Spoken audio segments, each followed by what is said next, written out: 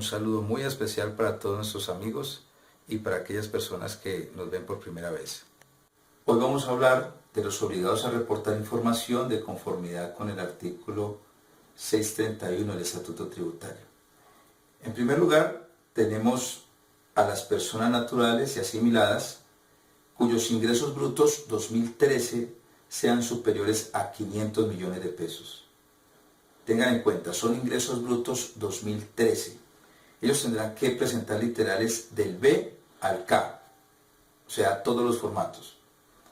Nos encontramos en el literal B minúscula a las personas jurídicas y entidades asimiladas obligadas a presentar declaración de renta o de ingresos y patrimonio, cuyos ingresos brutos 2013 son superiores a 100 millones de pesos. Ellos estarán obligados a presentar la información desde el literal A al literal K, es decir, todos los formatos.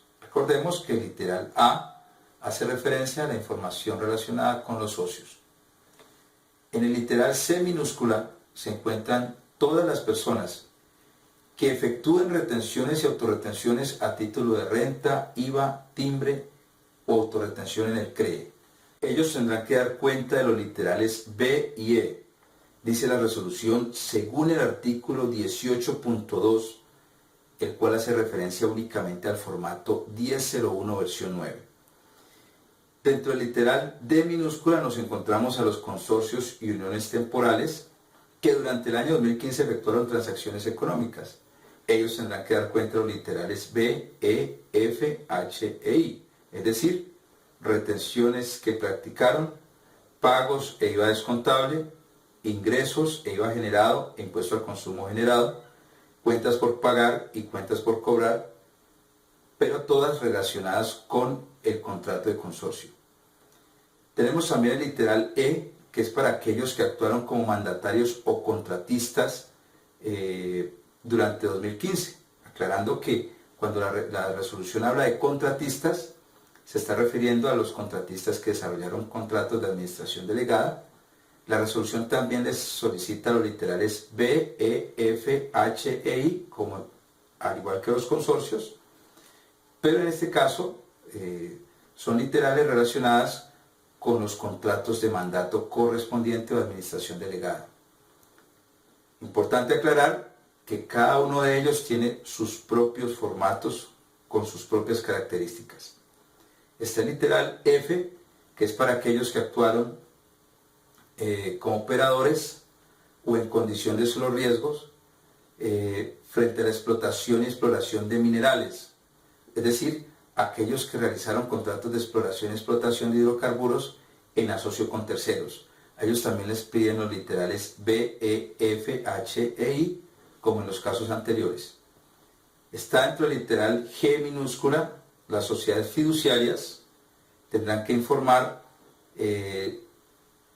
sobre los valores patrimoniales de los derechos fiduciarios, sobre las utilidades causadas, ingresos, pagos y retenciones practicadas con cargo al fideicomiso correspondiente. Está el literal H, tenemos los entes públicos de nivel nacional y territorial no obligados a presentar declaración de ingresos y patrimonio. Ellos presentan los literales B y E, es decir, el formato 1001. Y está el literal I, allí incluimos a los secretarios generales o quien haga sus veces de los órganos que financian gastos con recursos del Tesoro Nacional, no enunciados en los literales B y H.